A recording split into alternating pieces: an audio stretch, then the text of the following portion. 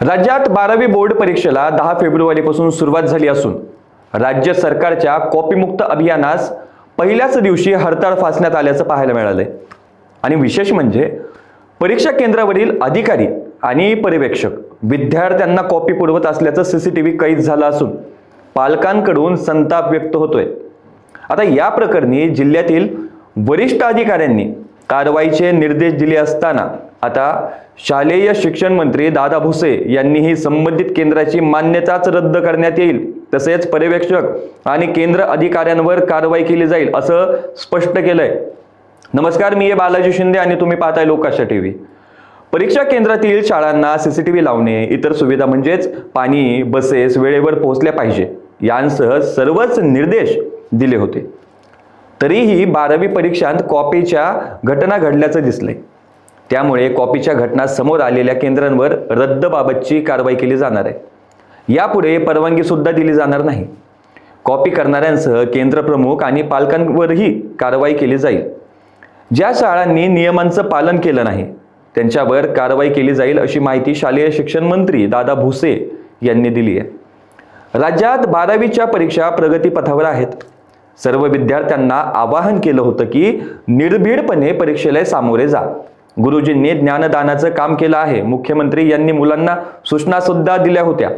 त्यानुसार कॉपीमुक्त परीक्षा अभियान राबविले जात आहे। आता त्यामध्ये शिक्षण विभागाची जबाबदारी आहे।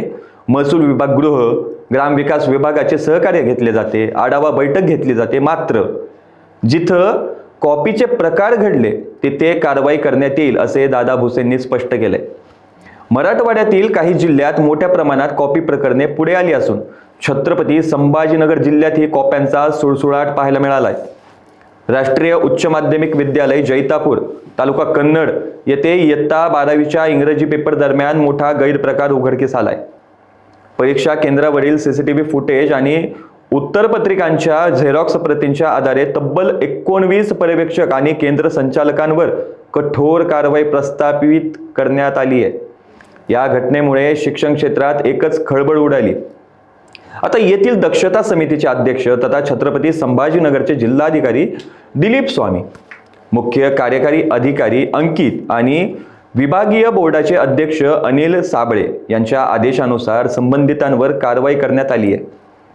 शिक्षण अधिकारी आहेत माध्यमिकच्या श्रीमती अश्विनी लाटकर यांच्या नेतृत्वाखाली भरारी पथकाने संपूर्ण तपास पूर्ण केला।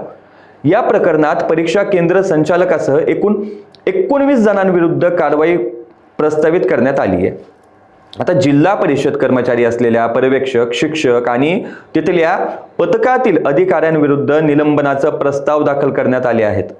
इतर संस्थांची संबंधित कर्मचाऱ्यांवर संस्थांतर्गत शिस्तभंगात्मक तसेच कायदेशीर कारवाई करण्याचे निर्देश देण्यात आले आहेत। अशाच ताज्या अपडेटसाठी लोकाशा टीव्हीला सबस्क्राईब करा आणि लाईक करायला विसरू नका।